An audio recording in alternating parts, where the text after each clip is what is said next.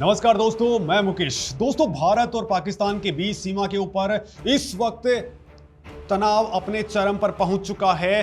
पश्चिमी सीमा के ऊपर हलचल इतनी ज्यादा तेज हो गई है कि हाल ही में यह खबर भी आई थी कि भारत ने अपने न्यूक्लियर वेपन्स की तादाद को न केवल बढ़ा दिया है बल्कि 12 परमाणु हथियारों को तो बाकायदा सीमा के ऊपर ही डिप्लॉय कर दिया है। भारत के दोस्तों इस कदम से पूरे इलाके के अंदर सैन्य दबाव अब पैदा हो गया है, लेकिन भारतीय सेना ने अब एक और धमाका कर दिया है। दोस्तों, भारत ने तुरंत ही एक ऐसा आक्रामक और ऐतिहासिक फैसला कर लिया है जिसने पाकिस्तानी सेना के जनरल्स और मुख्यालय के अंदर सीधे तौर पर खलबली मचा दी है। भारत का यह फैसला थल सेना की ताकत को रातों रात एक ऐसे मुकाम पर ले जाने वाला है जहां दुश्मन के बड़े से बड़े बंकर और सैन्य ठिकाने सिर्फ कुछ ही सेकंड्स के अंदर मिट्टी में मिल जाएंगे। दोस्तों, भारत अब थल सेना के लिए ऐसा क्या करने जा रहा है जिससे चाइना और पाकिस्तान दोनों सीमाओं के ऊपर भारतीय सेना का दबदबा पूरी तरह से एस्टैब्लिश हो जाएगा।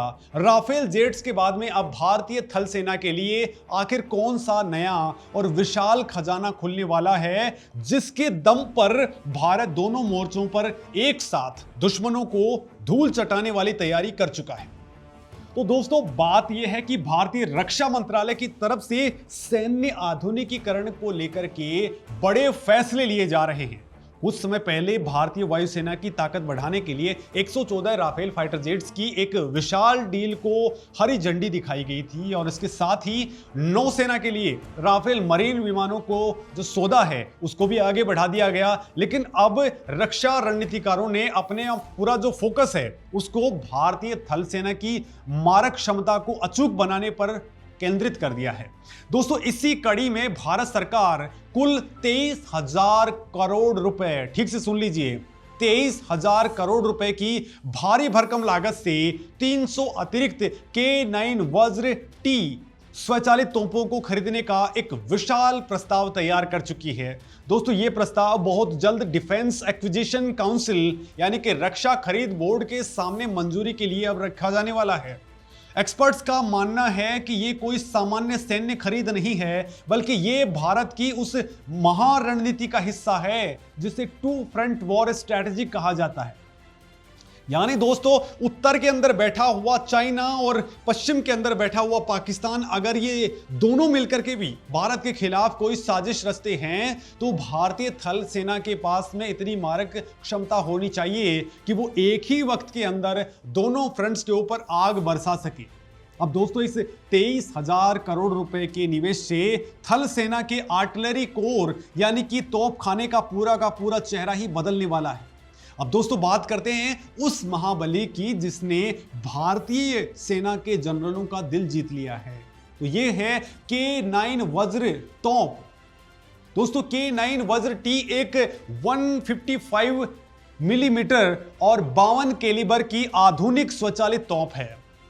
दोस्तों, आसान लैंग्वेज के अंदर अगर इसको समझते हैं तो ये एक ऐसी तोप है जो खुद बख्तरबंद टैंक वाले प्लेटफॉर्म के ऊपर चलती है। इसका सीधा सा मतलब ये हुआ कि ये किसी ट्रक या गाड़ी से खींचे जाने की इसको बिल्कुल भी जरूरत नहीं है। ये टैंकों की तरह अपने खुद के बेल्ट वाले पहियों पर चलती है और उसी रफ्तार से आगे बढ़ सकती है जिस रफ्तार से सेना के मुख्य युद्धक टैंक यानी कि जो T-72 और T-90 टैंक्स हैं उनकी तरह ये चलती है। दोस्तों, इस तोप की मारक क्षमता लगभग 38 से लेकर के 40 किलोमीटर तक होती है। यानी यह सीमा के इस पार खड़े होकर के दुश्मन की सीमा के उस पार 40 किलोमीटर तक गहरे ठिकानों, उनकी रसद चौकियों और उनके कमांड सेंटर्स को पूरी सटीकता के साथ में तबाह कर सकती है। इसकी रफ्तार और इसकी गोलीबारी की क्षमता इसे दुनिया के बेहतरीन तोपखाना सिस्टम्स के अंदर सबसे ऊपर ला करके खड़ा कर दे दी है। दोस्तों, इस तोप की सबसे घातक और सबसे हैरान करने वाली की जो खासियत है वो ये है इसकी शूट एंड स्काउट कैपेबिलिटी। इसे आसान भाषा में समझिए, पुराने जमाने में जब तोप से गोला दागा जाता था तो तोप एक ही जगह पर फिक्स रहती थी और जैसे ही तोप से आग निकलती थी दुश्मन के रडार्स और सैटेलाइट्स उसकी लोकेशन का पता लगा लेते थे और जवाबी हमला करके उस तोप को नष्ट कर देते थे।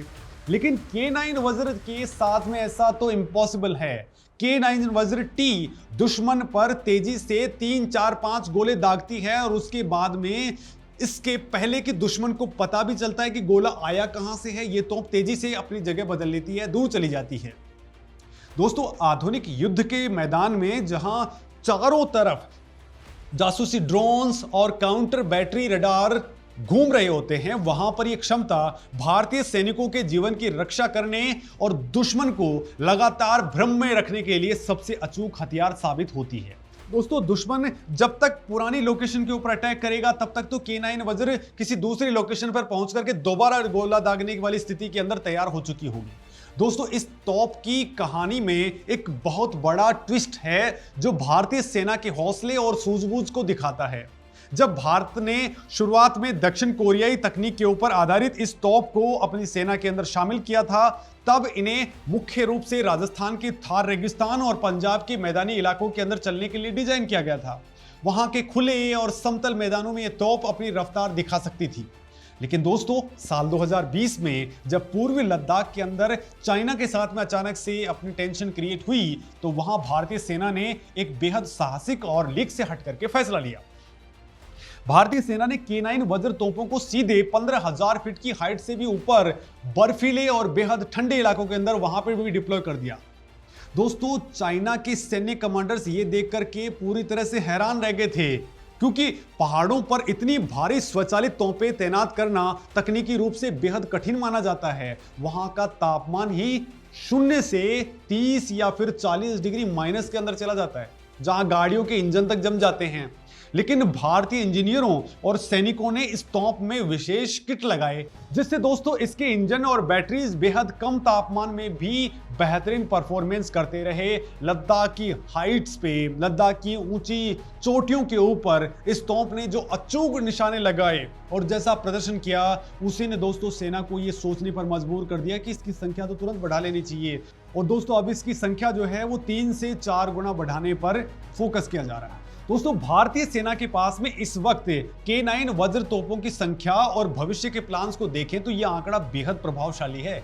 शुरुआत में भारत ने कुल 100 K9 वज्र तोपों का ऑर्डर दिया था, जिन्हें सेना ने पूरी तरह से शामिल कर लिया है। और इसके बाद में दोस्तों, तोप के शानदार रिकॉर्ड को देखते हुए साल 2024 में सरकार ने 7,629 करोड़ रुपए की लागत से 100 और तोपों की खरीद को मंजूरी दे दी थी, जिस पर काम तेजी से चल रहा है। अब जो दोस्तों नया प्रस्ताव तैयार किया गया है, उसके तहत दोस्तों अब 300 एडिशनल तोपें भी खरीदी जाएंगी। यानी कि अगर इन 23,000 करोड़ रुपए के मेगा प्रोजेक्ट को मंजूरी मिल जाती है, तो भारतीय सेना के पास में कुल मिलाकर के 500 K9 वज्र तोप शामिल हो जाएंगी और इनका एक महाबेड़ा भी तैयार हो जाएगा। इतनी बड़ी संख्या के अंदर भारतीय स्वचालित तोपों का होना किसी भी देश की थल सेना को दुनिया की सबसे पावरफुल, आक्रामक, खतरनाक सेनाओं की कतार में खड़ा कर देगा। अब दोस्तों, इस पूरे सौदे की जो सबसे बेहतरीन और सबसे गर्व करने वाली बात है वो ये है कि ये तोपें विदेशों से सीधे बनकर के नहीं आ रही हैं। भारत की जानी मानी कंपनी लॉर्सन एंड टूब्रो यानी कि L&T ने इसके लिए साउथ कोरिया की हॉन एरोस्पेस के साथ में एक मजबूत पार्टनरशिप की है। गुजरात के हजीरा में L&T ने इसके लिए एक खास बख्तरबंद प्रणाली का मैन्युफैक्चरिंग प्लांट लगाया है। दोस्तों, शुरुआती बैच के दौरान ही इन तोपों में इस्तेमाल होने वाले पार्ट्स और सिस्टम्स को बड़े पैमाने पर भारत में ही बनाया जा रहा है। इसमें दोस्तों स्वदेशी सामग्री का प्रतिशत लगातार बढ़ाया जा रहा है, जिससे देश के MSME और जो लोकल वेंडर्स हैं उनको बड़ी मात्रा में काम भी मिल रहा है। इसका फायदा ये हुआ कि कल को युद्ध जैसी पोजीशंस के अंदर अगर हमें इन तोपों के स्पेयर पार्ट्स या मेंटेनेंस की जरूरत पड़ी तो हमें दूसरे देशों की ओर मुंह ताकने की जरूरत नहीं पड़ेगी। दोस्तों, हमारी सेना आत्मनिर्भर होकर के अपनी शर्तों के ऊपर जंग लड़ सकती है, यानी ये इससे बड़ा फायदा होने वाला है। दुनिया भर में चल रहे हालिया सैन्य संघर्षों, खासतौर से यूक्रेन और रसिया के बीच में जो वॉर चल रही है, उसके अंदर वैश्विक रक्षा विशेषज्ञों की आंखें खोल करके रख दी हैं। दोस्तों, एक वक्त में ये माना जाने लग गया था कि आधुनिक दौर सिर्फ लड़ाकू विमानों, मिसाइलों और छोटे सुसाइडल ड्रोन्स का है और भारी भरकम तोपों का जमाना अब लद चुका है। लेकिन जमीनी हकीकत ने इस धारणा को पूरी तरह से बदल के रख दिया है। यूक्रेन के बैटल ग्राउंड्स में ये साफ देखा गया है कि हवाई हमलों और ड्रोन अटैक्स के बावजूद जो सेना लंबी दूरी तक लगातार और भारी मात्रा में गोलीबारी करने की कैपेबिलिटी रखती है, जीत उसी की होती है। ड्रोन 1 या 2 हमले कर सकता है, लेकिन तोपखाना लगातार घंटों तक दुश्मन की चौकियों पर दनादन गोलों की बारिश कर सकता है, जिससे दुश्मन की सेना का मनोबल टूट जाता है।